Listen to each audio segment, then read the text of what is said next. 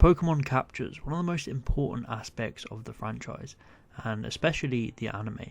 Over the years we have seen many of these little guys caught, befriended and gone on to do wonders in battle and give us plenty of special moments. But today I want to talk about the capture moments and episodes, the beginning of the trainer and Pokemon journey together. It's always an exciting time when someone catches a new Pokemon, from the hype surrounding the episode to the heartwarming moments.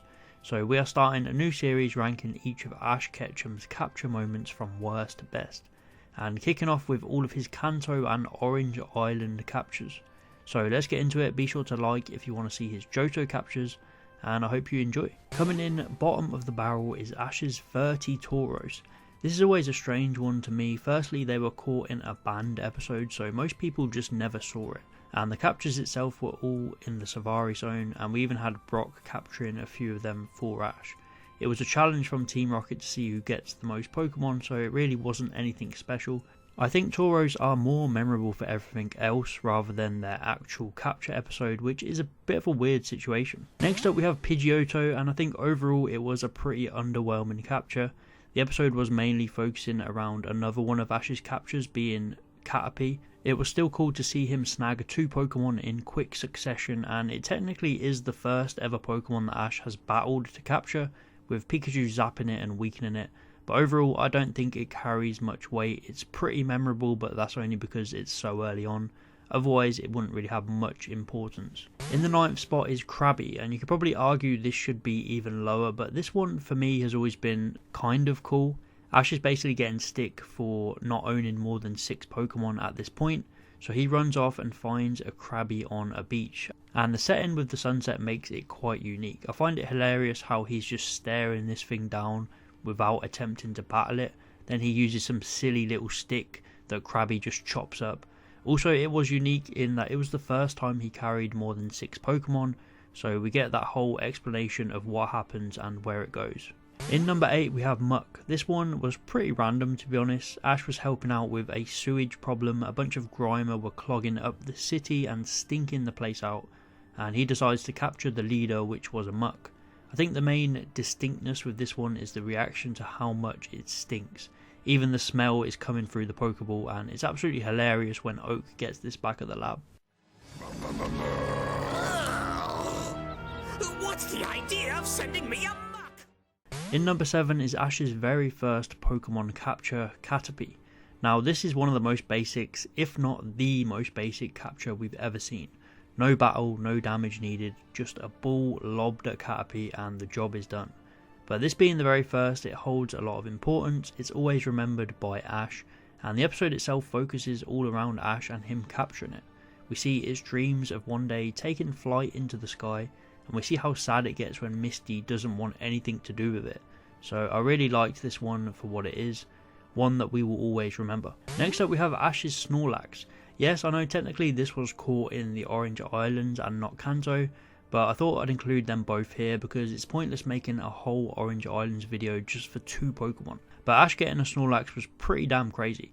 It's definitely one of my favourite Pokemon that he owns, and the capture episode was a lot of fun. I don't think it carries any huge story importance or any emotional weight, but it was a fun gimmicky capture, where Ash has to stop this rampaging Snorlax from eating all of the food on these 7 islands, where this dude is literally just using Blubberfly to swim to each island. But with some help from Jigglypuff, Ash manages to catch this powerhouse in a pretty memorable episode. Into the top 5 and we have Squirtle. Now of the 3 main starters, I think this was the least interesting episode. It had its moments and it still holds up as a pretty solid capture, but it didn't hit as hard as the others.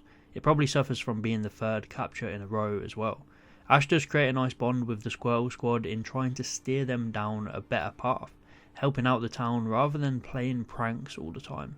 But I think the actual capture moment could have been handled a bit better, as Squirtle just follows them and the moment at the end seemed a bit rushed. But overall, good episode, and it fits Ash well, creating these bonds with Pokemon that affect their futures and personalities. In 4th place we have Lapras, the first of the Orange Islands captures, and this one was a classic Ash Ketchum style capture. Lapras being so afraid of interacting with humans from the amounts of grief it got from them in the past, and including being harassed on the beach when Ash first found it. and we see how Ash tries to open up Lapras's heart to humans and make it truly come out of its shell. A great moment where Ash protects it from Team Rocket, leaps to save it and then falls into the ocean with it, only to scream out to Misty and Tracy that he's caught it. It was just a real wholesome episode and capture moment. In the third spot, and crazy to think how high this is, it is Primeape. I just love this episode so much. I think it's such a cool capture.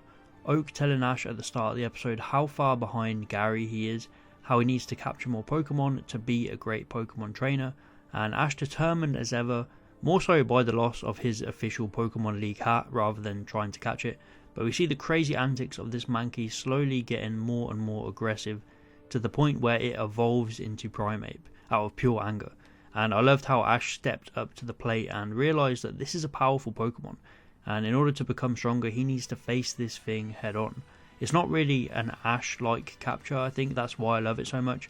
There was no real bond created, it was just a chaotic episode where Ash decides to catch it randomly, but it really stands out for me, despite Primeape not staying with Ash for all that long. In second place we have Bulbasaur, Ash's first of the 3 Kanto starters, and it set the tone for what he's all about, how he finds these Pokemon, how he creates these bonds.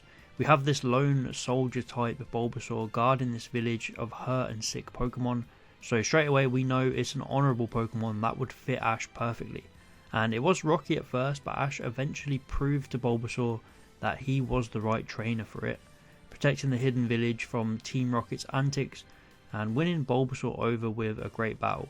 This episode will always hold up for me, the beginning of Ash and Bulbasaur's incredible journey. Honestly, one of Ash's most trusted Pokemon, if not the most trusted after Pikachu, and it all began here.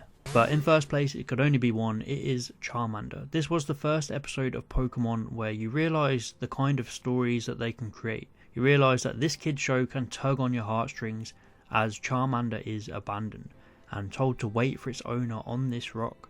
You see how loyal these creatures can be, much like pets in real life.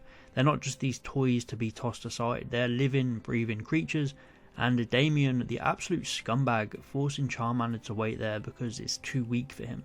The episode is an all-time great, as Ash, Misty and Brock save Charmander from the pouring rain, save it from potentially being left out there forever. And I can't downplay the role that Brock had in this episode. I do think that is a minor issue. It sometimes feels like Brock should have got this capture, but I think all 3 of them still played their part here. It was so satisfying seeing Brock give Damien grief for leaving Charmander, and then seeing Charmander finally realise the type of person Damien is as he joins Ash's team.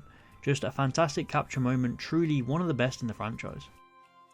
But that is it for this one. Please give me your rankings below. What were your favourite capture moments from Kanto? And be sure to like the video if you want to see me do Johto next. Thanks for watching, please like and subscribe if you enjoyed, and I'll see you next time.